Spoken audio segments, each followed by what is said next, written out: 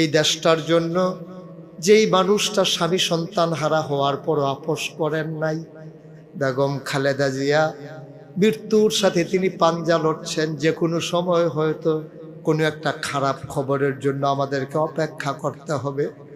আমরা প্রাণ ভরে দোয়া চাই, আল্লাহ যেন দেশের প্রয়োজনে মানুষটার দীর্ঘ দীর্ঘ হায়াত দিয়ে দেয়, বলো আমিন। বড় দুঃখী মানুষ, কিন্তু আপোষ করেন। দেশটাকে হৃদয় দিয়ে ভালোবেসেছেন। আপোষ করলে সোনার চামচ মুখে দিয়া রাত দিন কাটাইতে পারতেন। জেলখানায় গিয়েছেন, নিজের ছেলে হারিয়েছেন, স্বামী হারিয়েছেন, তারপরও মানুষটা আপোষ করলেন না। এই মানুষটারে দেশের প্রয়োজনে তুমি একটু হায়াত দিয়ে দাও, সবাই পড়েন আমিন। আরেকটা দোয়া করি, আর যদি হায়াত না থাকবে, একদিন না একদিন তো যাওয়াই লাগবে। যেদিন যাবেন উনি যেন ঈমান নিয়ে কবরে যেতে পারে, বলেন আমিন। আয় আল্লাহ, দল মত নির্বিশেষে যে মানুষটির জন্য সবাই মিলে চোখের পানি ফেলে কাঁদতেছে মাওলা, আয় আল্লাহ, ঐক্যের প্রতীক, স্বাধীনতা সার্বভৌমত্বের প্রতীক, গণতন্ত্রের আপোষহীন নেত্রী, যে মানুষটা বাতিলের সাথে আপোষ করল না, ইসলামের জন্য যে মানুষটা নিজের জীবনকে নিবেদিত প্রাণ করে দিল, আয় আল্লাহ, বেগম খালেদা জিয়ার দীর্ঘ দীর্ঘ নেক হায়াত দান করে দাও। ওনারে তুমি মাওলা তোমার কুদরতের মাধ্যমে শিফায়ে কামেলা নসিব করে দাও। বড় দুঃখী মানুষ মাওলা, রব্বে কারীম, তুমি মাওলা তোমার বান্দিকে কবুল আর মঞ্জুর করে না। তুমি তো বুঝছো না বিড়ি ফেরো কেমনে তোমারে বড় করছে, ঠিক কিনা কর ভাই? কেমনে বড় করছে তোমার ফুতে রে, তুমি টের পাইছো না? তোমার বউয়েরে জিগাইও যে সুইটারা যে ফেরো লইছে কিরকম লাগে। তোমার মার দুঃখ তুমি বুঝো নাই। বাবা মা ঘুমিয়ে আছেন। আগের দিনে কারেন্ট ছিল না, আগের দিনে গর্ভবতী মহিলাদের মাথার কাছে একটা হারিকেন ডিম করে রাখতো, বিপদ আপদ হইলে যেন তাড়াতাড়ি আলো পাওয়া যায়, অন্ধকারও কি বিপদ হয়। বেড়ায় ঘুমাই রইছে বউয়েরে লইয়া, সন্তান সম্ভব মহিলা ডান দিকে কাইটইয়া দেখে যে বউ আতো লাগে না, গেল কো হারিকেন দিছে বাড়াইয়া, না দেখা যায় না, কই গেল শৈলটা দিবালা না, গেল কই, হারিকেনটা বাড়াইয়া নিচে নামছে স্যান্ডেল ফাউ দিয়া, ঘুরতে আসে গড় গিয়া দেখে জানালার কান্দার, জানালায় শিখে দইরা জানালার পাল্লা গুলা খুইলা দিয়া দাঁড়াইয়া দাঁড়াইয়া মহিলারা কাঁদতেছে, মাথা দিয়ে হাত দিয়া কয় মন খারাপ, বাপের বাড়ির কথা কি মনে পড়ছে নি? বেরিয়া কয় এই বয়সে কি আর বাপের বাড়ি, বাপের বাড়ির লেগিয়া তোরাইতে কান্দাম কি হতাম। কয় কান্দ কে রে, আমি তো তোমারে খুঁজা পাই না, কান্দ কে রে? তোর মা কান্দে আর কয় আমি তো ঘুমাইছিলাম, আমার ফ্যাটের ভিতরে সন্তানরা আস্তে করে হাঁটু দিয়া গুথা মারছে, মাথা দিয়া ডুস মারছে, আমি তো আর ঘুমাইতে পারি না।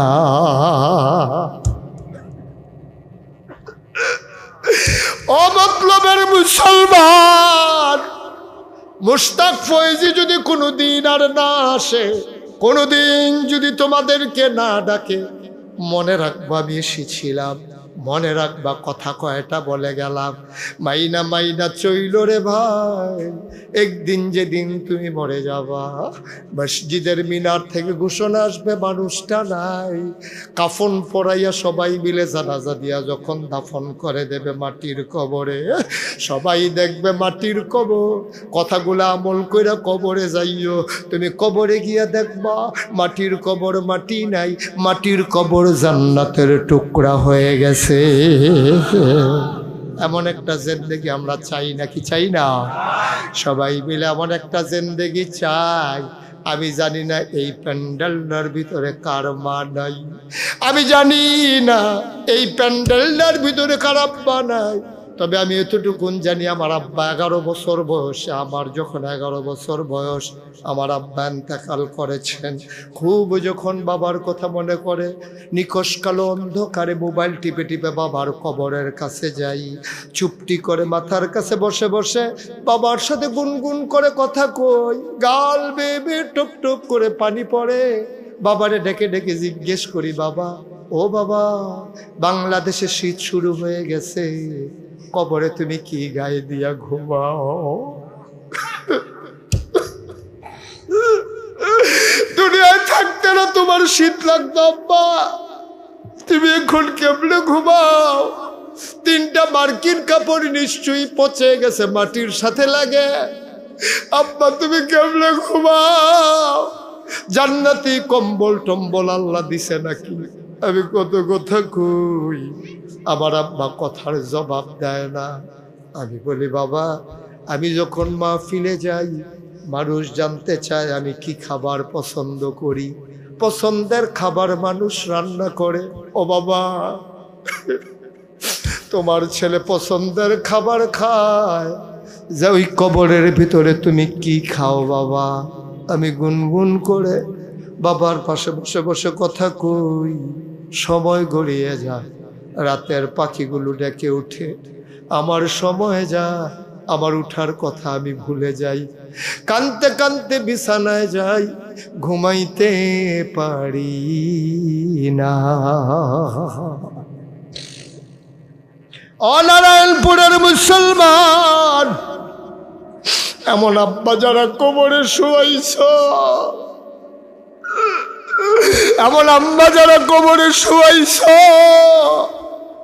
আমি আজকে বিকেল বেলা কুমিল্লা বাসা থেকে যখন বের হচ্ছি, আমার ওয়াইফরে শুনতে দেয় না আমার আম্মা, আমার পিছনে পিছনে হাঁটতেছে। আমি দরজার কাছে চলে এসেছি, আমার ওয়াইফ রুমের ভেতরে, আমার আম্মা আমারে কানে কানে জিজ্ঞেস করে, তুমি বলে শনিবারে 5টা প্রোগ্রাম করছো? এই কথা বইলা আমার আম্মা কেঁদে দিয়েছে।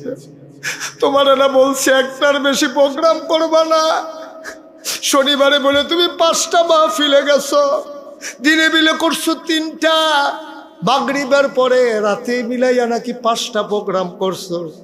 আমি কই আম্মা সবগুলা মাহফিল না, ছেলেরা পাগড়ি পাবে, আমারে বলার কারণে না গিয়া পারি নাই। আরেকজন লোক মসজিদে টাকা দেবে, আমি বলার কারণে না গিয়া পারি নাই। আরেকজনের বাবা হারাইছে, আম্মা বাবা হারাইছে, আমিও তো বাবা হারাইছি, বাবার কথা বললে আমি না গিয়ে পারি না। আমার আম্মা আমারে টান দিয়া ধরে কয়, বাবার কোনোদিন যেন এমন না হয়, তুমি যে মাহফিলে যাও আমি তো ঘুমাইতে পারি না।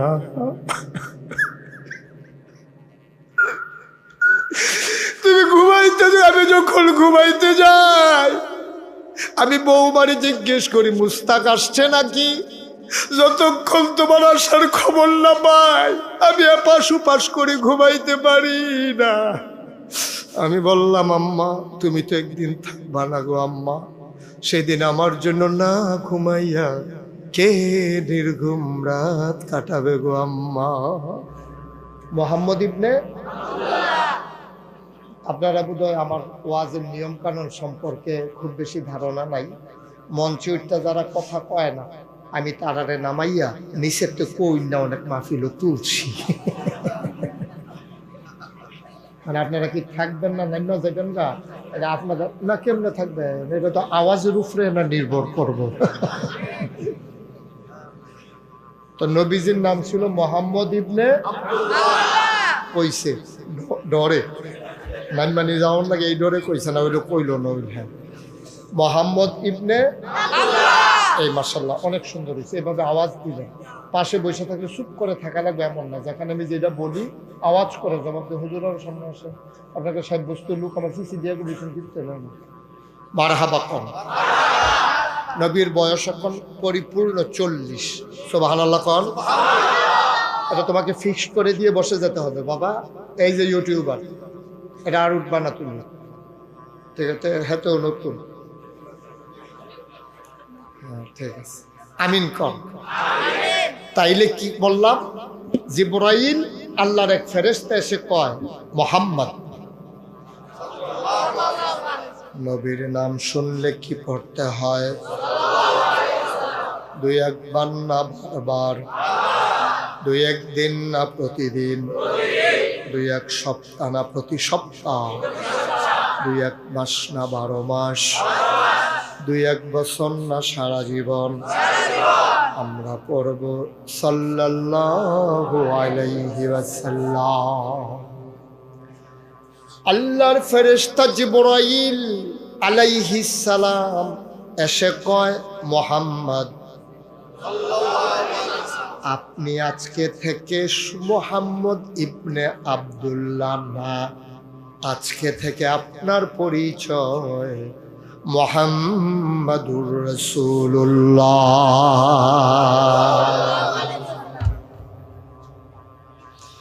এই নবীকে নবুয়ত দেওয়ার পরে আল্লাহর নবী ভীত সন্ত্রস্ত হয়ে পড়লেন, ভয়ে তিনি কম্পমান, তার গাল হয়ে গেল লাল, তার চোখগুলো বড় বড়, কপালে বুকতার দানার মতো ঘাম জমে গেল। তিনি দিলেন দৌড়, দৌড়ে দৌড়ে তিনি আসলেন আম্মাজান খাদিজার ঘরে। খাদিজা দেখে ভয় পেয়ে গেলেন, ও স্বামী আমার। খাদিজা তো জানে না তিনি যে নবী হইছেন। কয় খাদিজা, খাদিজা ডাক দিয়া কয়, স্বামী আমার, কেউ কি আপনারে কিছু বলছে নাকি? নবী কয়, না, কেউ কিচ্ছু বলে নাই। আল্লাহর এক ফেরেশতা নাম হইল জিবরাইল আলাইহিস সালাম, উনি এসে ডেকে কয়, আমি নাকি নবী। সুবহানাল্লাহ কয় না? আমি নাকি নবী। আম্মাজান খাদিজা এই কথা শোনার সাথে সাথে একবারও জিজ্ঞেস করলেন না, কে বলছে আপনি নবী, কার জন্য নবী, কবে থেকে নবী, নবী লাস্টিং করবে কতদিন, একটা কথাও জানতে চাইলেন না। নবী বললেন, আমি নাকি নবী। আম্মাজান খাদিজার সাথে সাথে কয়, আপনি অবশ্যই নবী। কথাটা আমি যত সহজে বলছি আর আপনারা যত সহজে সুবহানাল্লাহ বলছেন, কথাটা কিন্তু এত সহজ কথা না। আপনি নবীজি সকালবেলা আম্মাজান খাদিজা দেখে আসছে নবীজিকে গুহার ভিতরে রুটি আর পানি দিয়ে আসছে, আর এখন উনি আয়েশা বলতেছে আমি নবী। আম্মাজান খাদিজা বোকা মহিলা ছিলেন না, তিনি বুদ্ধিমতী মহিলা ছিলেন, বিদুষী মহিলা ছিলেন। ওনার উপাধি ছিল তাহেরা, উনি ছিলেন পবিত্রা, ফাজিল মহিলা না। নাউজুবিল্লাহ বলবেন না? আম্মাজান খাদিজা রাদিয়াল্লাহু তাআলা আনহা শোনার সাথে সাথে কয়, আপনি অবশ্যই নবী। নবী জানতে চাইলেন, তুমি কেমন করে বুঝলা আমি যে নবী? এই যে বাচ্চারা, এই কি করতেছো তুমি বাবা?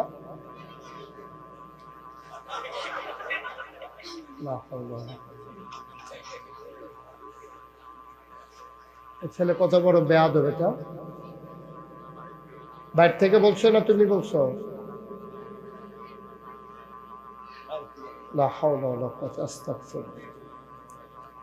তোমরা বসো, দুজন বসো, এদিকে দুজন এসে বসো। তোমরা এদিকে এরকম করতেছো, রায় ছেলে তুমি কি করতেছো এখানে?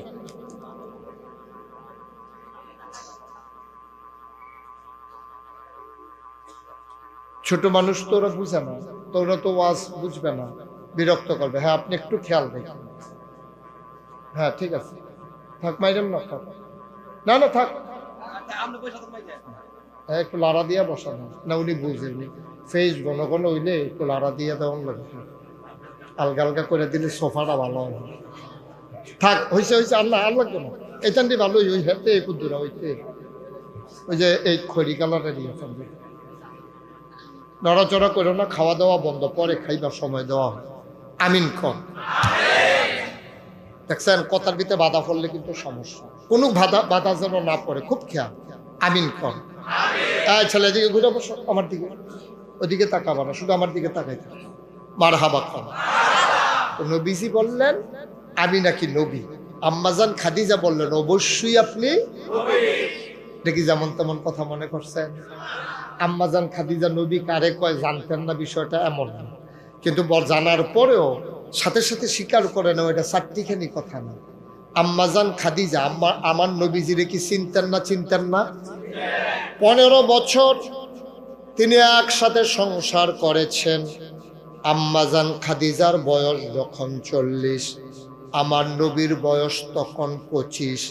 তারা বিবাহ বন্ধনে আবদ্ধ হয়েছেন। এখন আমার নবীর 40, আম্মাজান খাদিজা রাদিয়াল্লাহু তাআলা আনহা ওনার বয়স হয়ে গেছে এখন 55। বলেন সুবহানাল্লাহ। আম্মাজান খাদিজা রাদিয়াল্লাহু তাআলা আনহা তিনি সাথে সাথে বললেন, আপনি অবশ্যই নবী। আমার নবী জানতে চাইলেন, তুমি কেমন করে বুঝলা আমি যে নবী? সুবহানাল্লাহ কয় না? আম্মাজান খাদিজা কয়, আমি আপনার ভিতরে 60টা জিনিস দেখছি। কয়টা? 25-15 বছর যে সংসার করছি, 15 বছর সংসার কইরা আপনার ভিতরে 60টা জিনিস দেখছি। 15 বছর ধরে আপনার ইনসেন আউট, আপনার ভিতর বাহির, আপনার প্রকাশ্য গোপন এমন কোনো জিনিস নাই আমার জানা নাই। আপনি কথা বলেন কেমনে, আপনি ঘুমান কেমনে, আপনার স্বভাব চরিত্র কেমন, আপনার মেজাজ মর্জি কেমন, কোনো কিছু আমি খাদিজার কাছে গোপন নাই। বইজা শুই না দেখা চল্লা এক লগে থাইকা খাইয়া আমি আপনার ভিতরে 4টা জিনিস পাইছি, যেই 4টা জিনিস মক্কায় কোনো মানুষের মাঝে আমি পাই নাই। 1 নাম্বার, আপনি কখনো আমানতের খেয়ানত করেন না। সুবহানাল্লাহ কয় না? 2 নাম্বার, আপনি কখনো ওয়াদা খেলাফ করেন না। 3 নাম্বার, আপনি কখনো আত্মীয়তার সম্পর্ক ছিন্ন করেন না। 4 নাম্বার, কোনো অভাবী মানুষ আসলে আপনি কখনো তাদেরকে খালি হাতে ফিরাই দেন না। কি আজব নবী না?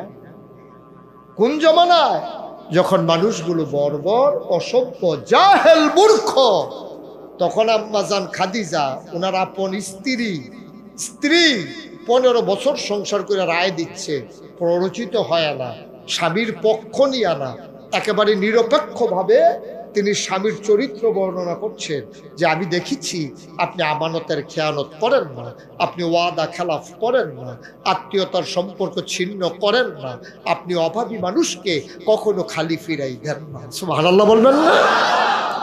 দেখি যেমন তেমন কথা মনে করছেন। আচ্ছা, এই যে কথাগুলো বললো তার পক্ষে কোনো প্রমাণ আছে কিনা জানার দরকার আছে নাকি নাই?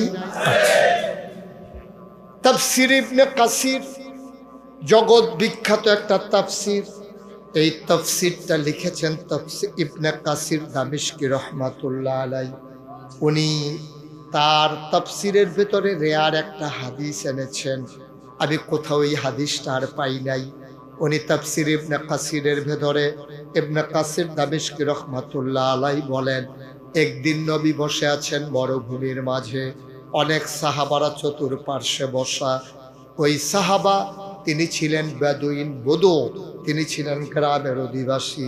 তিনি এসে ঢুকলেন, নবীকে ডেকে বললেন, আসসালাতু ওয়াসসালামু আলাইকা ইয়া রাসূলুল্লাহ, আসসালাতু ওয়াসসালামু আলাইকা ইয়া হাবিবাল্লাহ, আসসালাতু ওয়াসসালামু আলাইকা ইয়া শাফিয়াল মুজনুবিন, আসসালাতু ওয়াসসালামু আলাইকা ইয়া রাহমাতাল লিল আলামিন।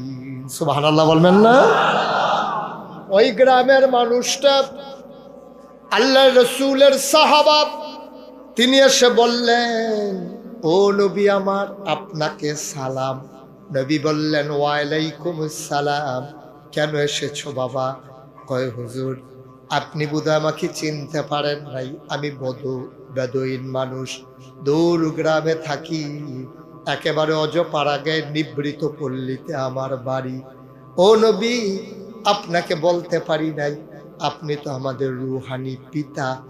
মুসলমানের, প্রত্যেক মুসলমানের আব্বা হইল 4 জন। কয়জন? সবাই কথা কইেন কয়জন? প্রত্যেক মুসলমানের আব্বা হইল 4 জন।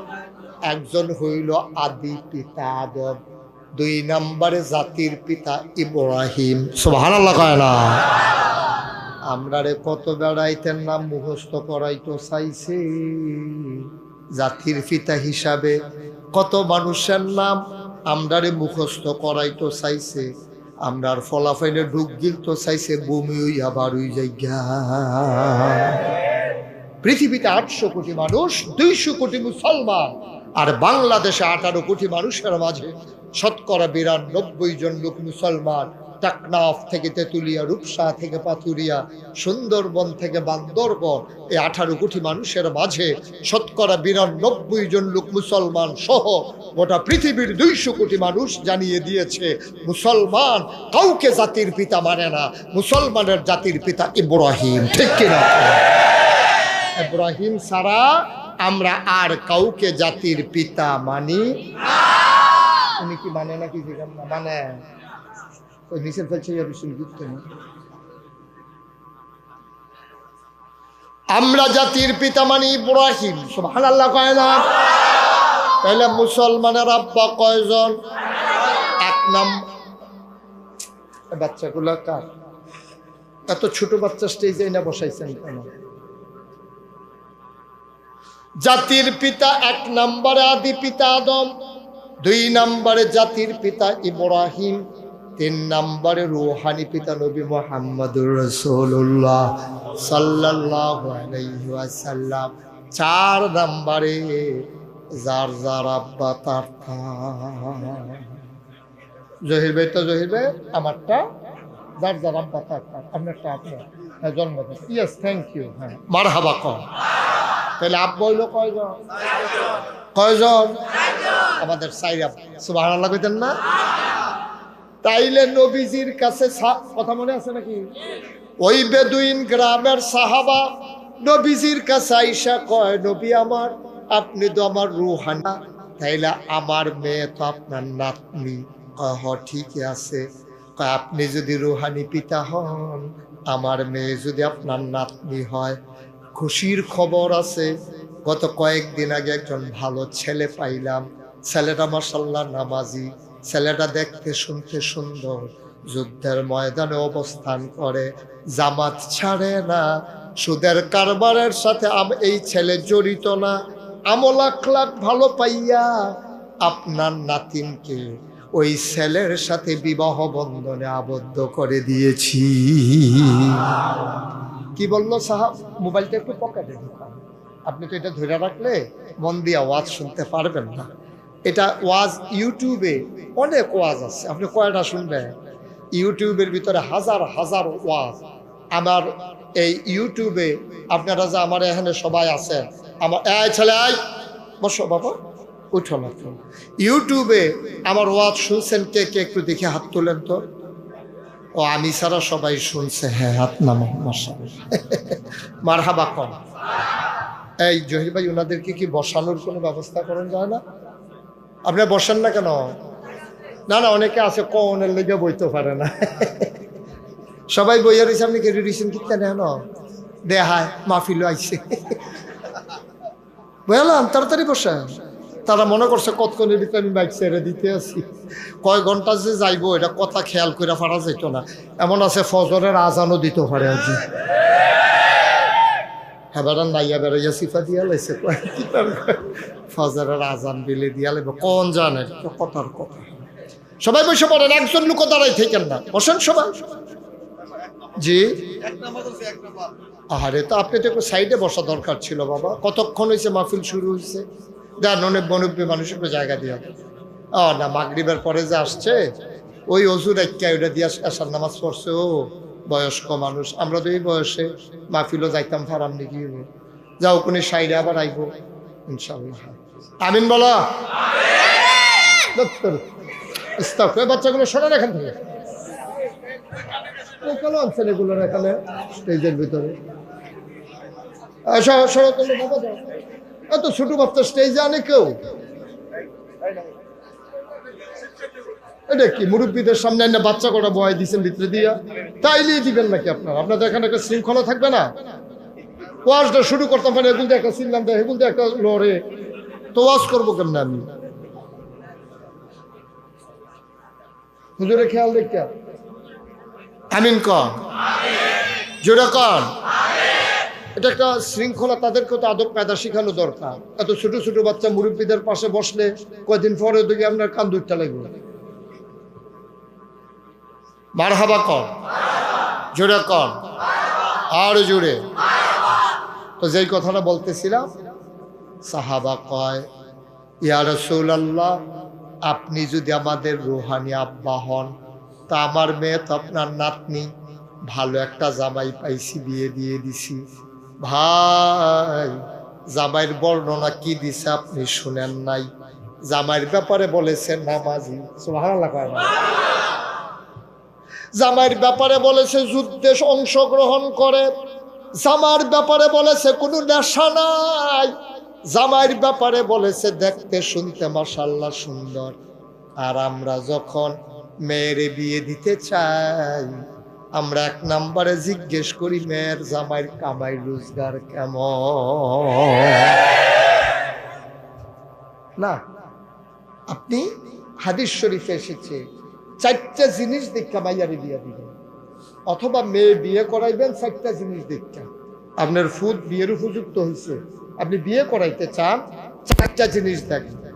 দেখবেন মেয়েটা সুন্দর কিনা, 2 নম্বরে দেখবেন মেয়ের আমল আখলাক কেমন, 3 নম্বরে দেখবেন স্বভাব চরিত্র কেমন, 4 নম্বরে দেখবেন মেয়েটা আমলদার, ওই আল্লাহওয়ালা কিনা, নেককার কিনা।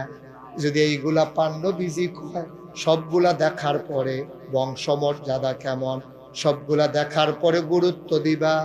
মেয়েটা যদি নেককারিনী হয়, যদি আবাদত বন্দিগি ভালো হয়, পর্দানিসীন হয়, বাকি 3টাতে ছাড় দিয়া দিয়া ওই ইসলামের প্রতি মেয়েটা অনুরক্ত, এইটা দেখা বিয়া করাইলাইও, তাইলে তোমার ছেলে সুখে থাকবে, তোমরাও মেয়ের কাছে মর্যাদা পাবা। বলেন সুবহানাল্লাহ।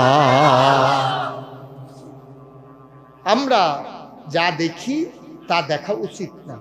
টাকা পয়সা দেওয়ার মালিক আল্লাহ, চলতে ফিরতে পারলে, নবীজি হাদিস শরীফ আছে, নবীজি একজনকে জিজ্ঞাসা, বাবা তোমার কি ঘরের ভিতরে আজকের খাবার আছে? কইছি ইয়া রাসূলুল্লাহ, মাশাআল্লাহ, তুমি তো মহাভাগ্যবান, তোমার আজকের খাবারের কোনো চিন্তা নাই, তোমার মতো ভাগ্যবান আসমানের নিচে আর নাই। সুবহানাল্লাহ বলবেন না? পরের চিন্তা, পরের দিনের চিন্তা তুমি করো না, এটা আল্লাহর হাতে ছেড়ে দাও। কত বড় কথা। সাহাবা কয়, ও নবী আমার, আমি যে মেয়ে বিয়ে দিলাম, ছেলেটা নামাজি, ছেলেটা নেককার, বংশ ভালো, যুদ্ধের ময়দানে অংশগ্রহণ করে, নেশা টেশাত নাই। নবীজি কয়, মাশাআল্লাহ, আলহামদুলিল্লাহ, খুব ভালো হইছে। এখানে শেষ না, আসল কথায় আসেন। আবার সাহাবা ডাক দেয়া কয়, নবী গো, ও নবী, আপনি আমার আব্বা, আর আমার মেয়ে আপনার রুহানি নাতি। ও নবী আমার, আপনি কি আপনার নাতিনের বিয়েতে কোনো উপহার দেবেন না? আচ্ছা, কেমন সম্পর্ক থাকলে কথাটা জিগান যা। আমি জহির ভাইয়ের কইলাম, জহির ভাই, আমার ছেলের তো বিয়া ঠিক হয়েছে, আপনি আসবেন, আর বাতিজার বিয়াত কি দিবেন হুস করে লইয়াইয়েন। কইলাম, আপনার তো বাতিজা হয়, বাতিজা তো ফুতের জায়গা। এটা কিরকম গভীর সম্পর্ক থাকলে এই কথাটা কম যায়। সুবহানাল্লাহ কইতেন না? আমরা তো অনেকে ফির সাহেবের মুরিদ, ফির সাহেবরে কইতেন পারবেন নি হুজুর, আবার আমি তো আপনি তো আমার বাপের জায়গা। অনেক সময় তো অনেকে ফির সাহেবরে আব্বাও রাহে, তো আপনি তো আমার বাপের জায়গা, তো আমার মেয়ে তো আপনার নাতিন, আপনার মেয়ের নাতিনের তো বিয়া ঠিক হয়েছে, আপনি কইলাম কানের জিনিসটা দিবেন। এই কথা কইতেন পারবেন নি ফির সাহেবরে? ফির সাহেবে আরো আশায় আশায় থাহে, আমার নাতিনের মুরিদের মাইয়ার যেহেতু বিয়ে হইছে, ছাতি তো একটা পায়, ছাতি, লুঙ্গি আর একটা পাঞ্জাবির কাপড়, এতে কোনো সন্দেহ নেই। ইসলামের সাথে যায় না, ইসলামের সাথে যায় না। আপনার মুরিদে আপনার কত আদর যত্ন করছে, আপনি বলতে পারেন না, বাবা আমার নাতিনের যখন বিয়ে হবে তুমি সব চিন্তা করো, কানের দুলগুলা কিন্তু আমি দেব। এটার নামে ইসলাম, ঠিক কিনা? আপনি দিন দুনিয়ার খবর নাই। আমরা হুজুর যে ফিরসা হুজুর দুনিয়ার কোনো খবর নাই, দাঁত মাছ দো মনে থাকে না। সেদিন চা খাইতে লইয়া ফাতা বেড়াইয়া খাইয়া লাইছে চায়ের ফাতা। হুজুরে অক্ষরে আল্লাহওয়ালা মানুষ, পাঞ্জাবি বর্তে বর্তে ফিসি দিয়া কান দুইটা গেছে গা, হুজুরের খবর নাই। খেত কিনতে কিনতে আরেক গ্রামও গেছে গা, হেইটা খবর আছে বালা।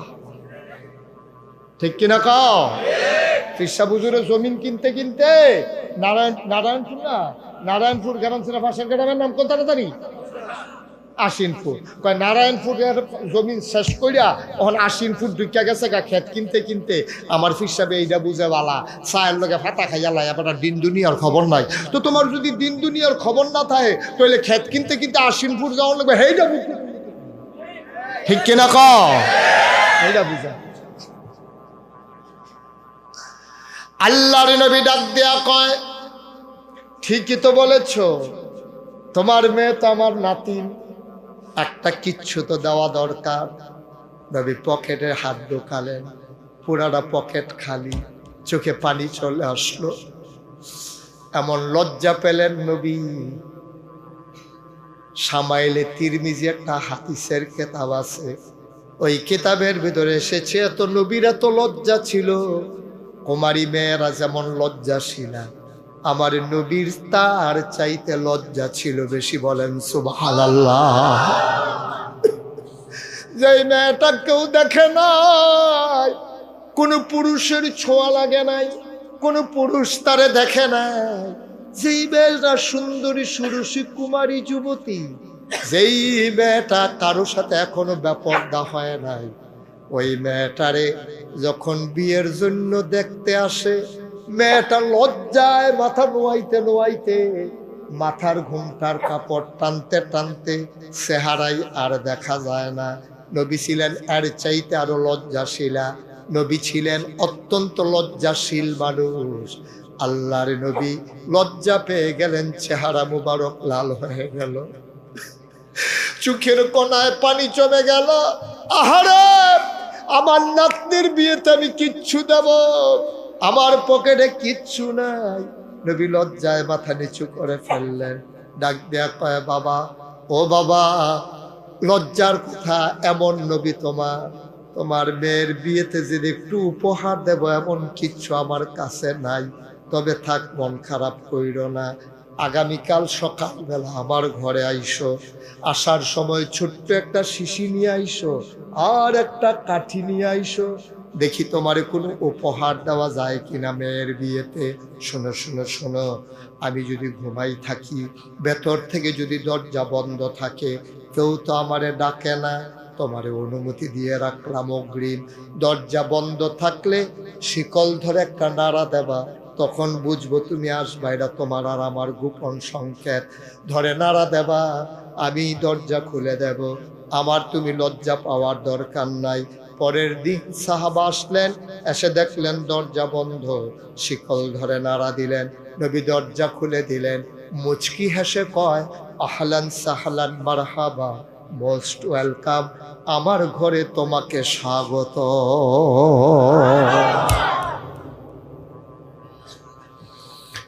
মুসলমান, গভীর মনোযোগ, চলে আসো ভিতরে। নবী ভিতরে নিলেন, বললেন বসো। শিশি আনছো নাকি? কই, জি ইয়া রাসূলুল্লাহ আনছি। বের করো। উনি বের করলেন। কাঠি আনো নাই? কই, জি ইয়া রাসূলুল্লাহ আনছি। এবারে নবী চুপ মেরে বসে গেলেন, সাহাবাও বসে গেলেন।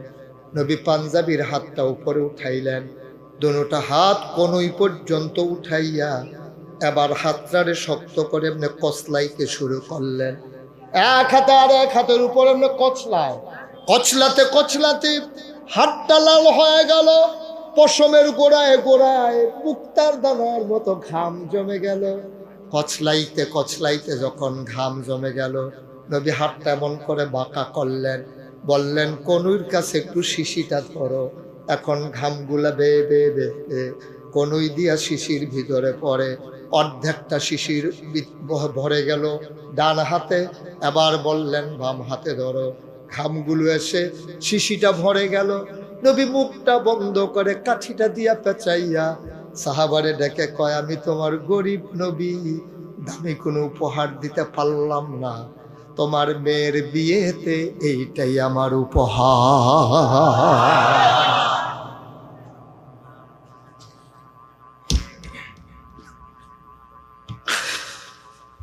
সাহাবা চোখের পানি ছেড়ে দিলেন, ডাক দেয়া কয়, নবী, ও আমার প্রাণের নবী, আপনি যদি দামি কোনো উপহার দিতেন, দুনিয়াবি কোনো উপহার, আমি এত খুশি হইতাম না যা আমার মেয়েকে দিয়েছেন। আমার মেয়ে বড় ভাগ্যবতী। সাহাবা উঠে দিলেন দৌড়, দৌড়তে দৌড়তে বাড়ির দিকে রওনা করতেছেন। যেই মেয়েটার বিয়ে, ওনাকে বলে, মেয়েটাকে বলে আসছে, আমি উপহার নিয়ে আসবো, যাচ্ছি নবীর বাড়িতে। মেয়েটা বাড়ির আঙ্গিনায় দাঁড়িয়ে আছে, আমার নবী আমার বিয়েতে না জানি কি উপহার দেয়। মেয়েটা অপলক নয়নে তাকিয়ে আছেন ওই দূরের দিকে। মেয়েটা যখন তাকিয়ে আছেন, দেখে মরুভূমির মাঝ দিয়ে তার আব্বা দৌড়াইতেছে, খাত খালি। মেয়েটা কয়, বোধহয় কিচ্ছু দিতে পারে নাই নবী। মেয়েটার ছেলেটার ওই লোকটার হাত খালি। মেয়েটা অবাক বিস্ময়ে তাকিয়ে রইলেন। বাবা হাঁটতেছেন দেখা মেয়েটা দিলেন দৌড়। দুদু মরু প্রান্তর কোনো মানুষ নাই। মেয়েটা গিয়ে কয়, আব্বা, ও আব্বা, আমার নবীকে আপনারে কিচ্ছু দেয় নাই। এবার সাহাবা কান্দে আর কয়, মেয়ে আমার, তুই বড়ই ভাগ্যবতী, তোর কপাল বড় ভালো। নবী যা দিয়েছে এটা দুনিয়ার সকল কিছুর চাইতে উঠতে। কয়, কি দিয়েছে? পোটলা থেকে ওই পসিনা মুবারক, ঘাম মুবারক বের করে দিলেন।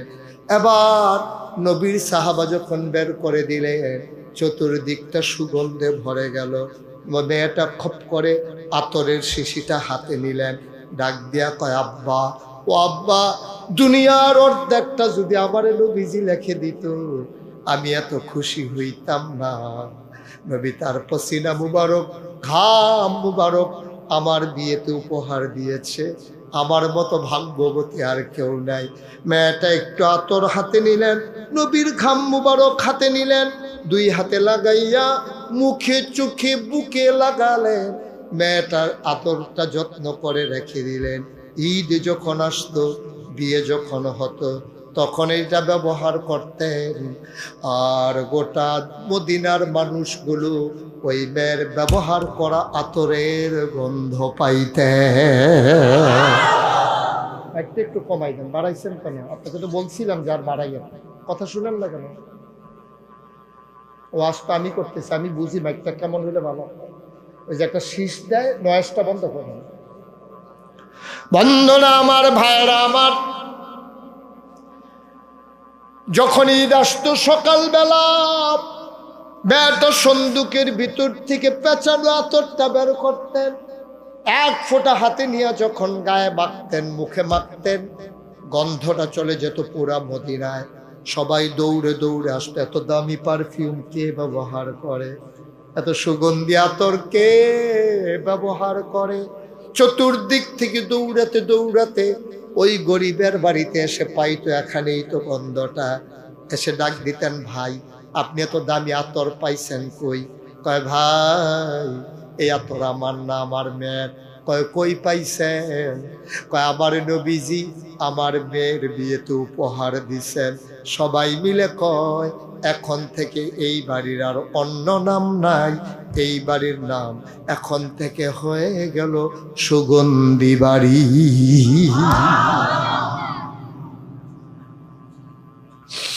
কখনো তিনি খালি হাতে ফিরাতেন না। আম্মাজান খাদিজা কয়, আপনি নবী হবেন না, নবী হবে কে? সুবহানাল্লাহ কয় না?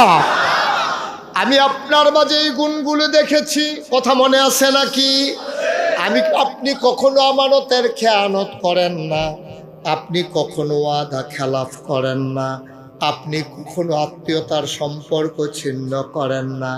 গরিব মানুষকে আপনি খালি হাতে ফিরাই দেন না। কোনো মানুষ বোঝা নিয়ে যেতে না পারলে আপনি বাজার থেকে তার বাড়ি পর্যন্ত বোঝাটা আগাই দিয়ে আসেন। এবার নবীজি কয়, ঠিক আছে। এবার আম্মাজান খাদিজা কয়, একটু হাতটা বাড়াই দেন। নবীজি হাতটা বাড়িয়ে দিলেন। আম্মাজান খাদিজা হাতের ভিতরে নিয়ে চুমু খাইলেন।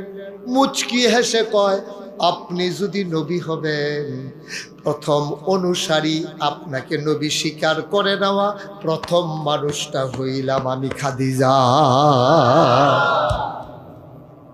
চারটিখানি কথা মনে করছেন? নবীজিকে আম্মাজান খাদিজা চিনতেন নাকি চিনতেন না? জানতেন নাকি জানতেন না? 15 বছর একসাথে সংসার করার পরে, কয় বছর? 15টা বছর একসাথে সংসার করার পরে একটা কথা আম্মাজান খাদিজা জিজ্ঞেস করলেন না, সাথে সাথে বলে দিলেন, আপনি অবশ্যই নবী। সুবহানাল্লাহ। যেমন তেমন কথা মনে করিলেন না। আব্বা, আমরাও তো বিয়ে করছি, আমাদেরও তো বউ আছে, আমাদেরও 2 স্ত্রী আছে। আজকে মাহফিল শেষ করে বাড়িতে যাবেন, বাড়িতে গিয়া আপনার স্ত্রীকে ডেকে বলবেন, ও স্ত্রী আমার, সংসার করেছো 50 বছর, সংসার করলাম 40 বছর। কুমিল্লা নাগাইশের পীর সাহেব হুজুর আজকে মাহফিলে বলছে আমি নাকি ওলি। আপনি আজকে মাহফিল শেষ করে বাইক গিয়া কইবেন যে আমি নাকি, আপনার ওয়াইফ আছে না, বাইক না ঢাকা, বাড়িতে আছে না ঢাকা আছে, বাড়িতে। আপনি আজকে মাহফিলের পরে গিয়া কইবেন নাগেশের পীর সাহেব হুজুরে কইছে আমি দিলে ওলি। আমরা সবাই কইবেন। আপনার ওয়াইফ দেখবেন কি কয়। আপনার ওয়াইফ কি তা কইব জানে? বালিশটা লইয়া বারান্দাত গিয়ে হইতা থাকে, ওলি ওলি, বিড়ির গন্ধে লগে দিয়ে আড়ন যায় না, ওলি। ঠিক নি রে? দেবিলে ওলি। আব্বা আপনার বিবি আপনার ওলি মানে না। ও মুসলমান, এই নবী যেই দিন দুনিয়াতে এসেছিলেন সেই দিন আম্মাজান আমেনা, মা আমেনা কয়, এই নবী দুনিয়ায় আসার পরে সকল বাচ্চারা ওয়া ওয়া করে কান্দে, আর আমার মুহাম্মদ যখন দুনিয়াতে এসেছে ওয়া ওয়া করে কান্নার বদলে দেখলাম আমার মুহাম্মদ সাজদায় চলে গেছে। সাজদায় গিয়ে পড়ে আছে, বিড়বিড় করে যেন কি কয়, আমি কান পেতে আমেনা শুনলাম।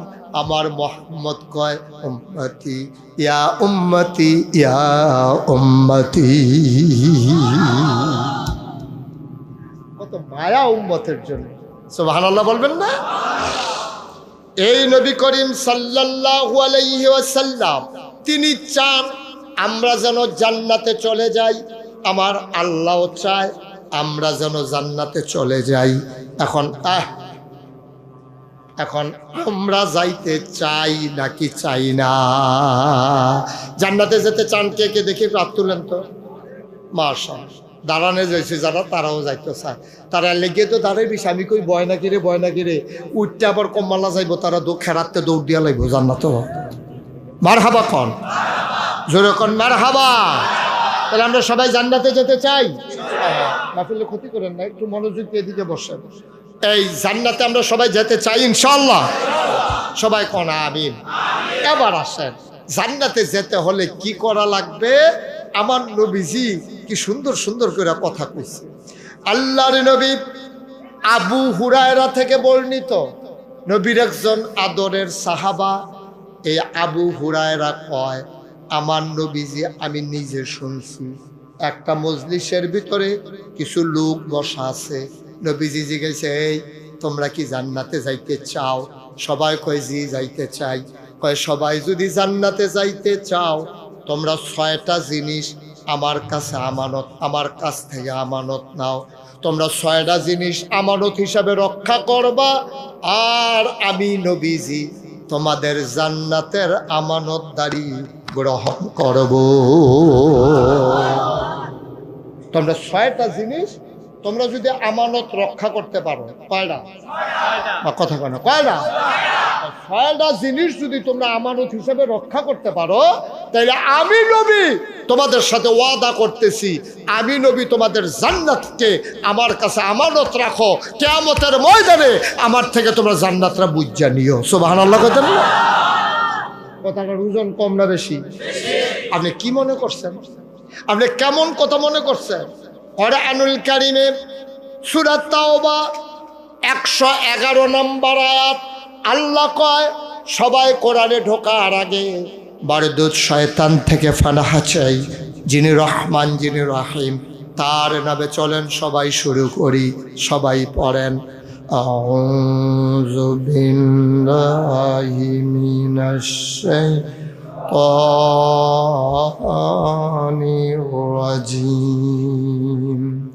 বিসমিল্লাহির রাহমানির রাহিম।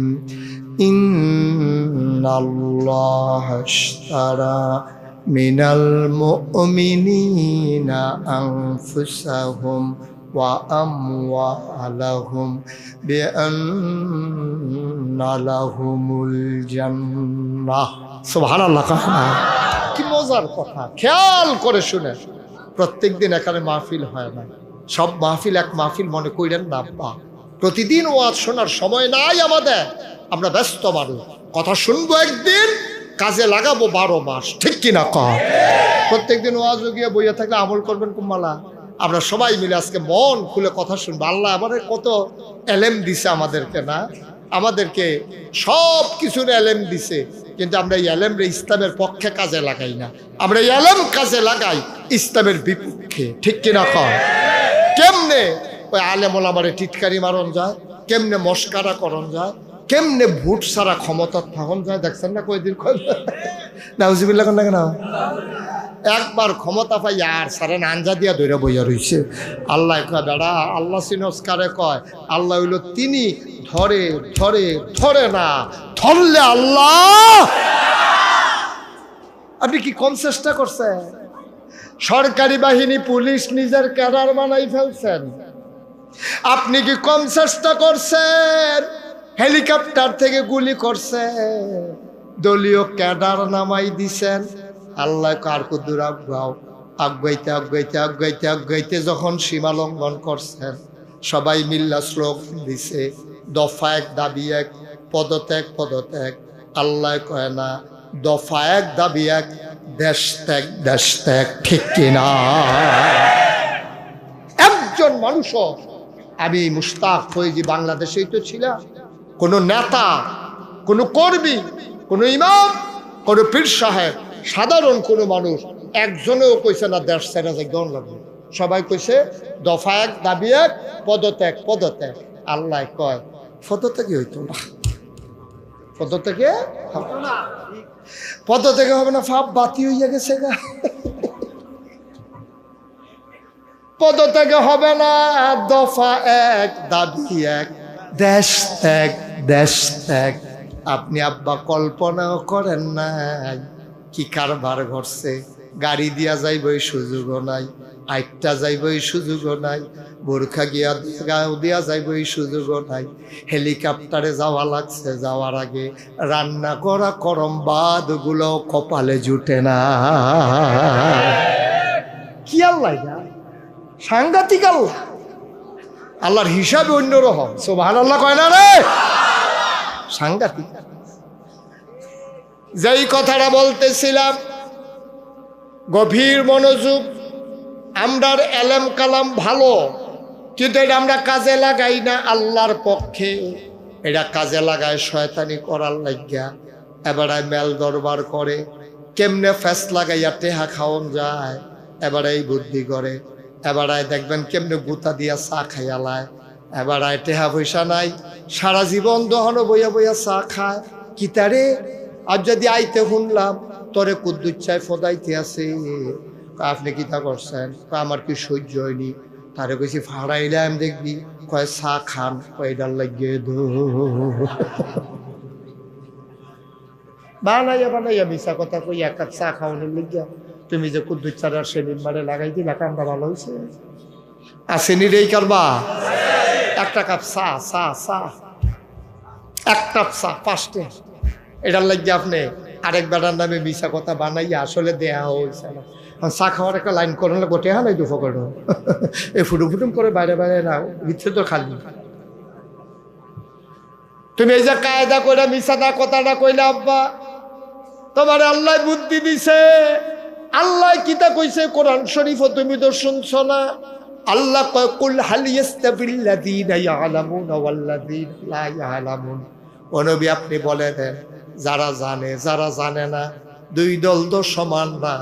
এই জন্য আলেমের মর্যাদা এমন, আলেমের মর্যাদা নবী কয় সুবহানাল্লাহ সুবহানাল্লাহ। নবী কয় তোমাদের ভিতরে একজন আলেমের মর্যাদা কেমন জানোনি? আলেম যদি কোনো কারণে ভুলে কোনো গোনা টোনা কইরা লায়, আলেম যদি কোনো গোনাও করে, তাইলে ওই আকাশের পাখি, জমিনের এই যারা প্রাণী আর যারা ওই সমুদ্রের মাছ, সবাই মিল্লা আলেমের পক্ষ লইয়া আল্লাহর কাছে মাপ চায়। বলেন সুবহানাল্লাহ। জি, আপনি এত দিকে চান কেন? শুধু আমার দিকে চাইয়া থাকবে, পিতা উঠতেছে, এগুলো আপনার দরকার আছে কোনো? শুধু আমার দিকে চাইয়া থাকবে। মারহাবা কর, জোরে কন মারহাবা। এবার সে আরামতে আছে, যেই মনোযোগের সাথে চাইতে আছে, এই জীবনে ফইলা দেখছে।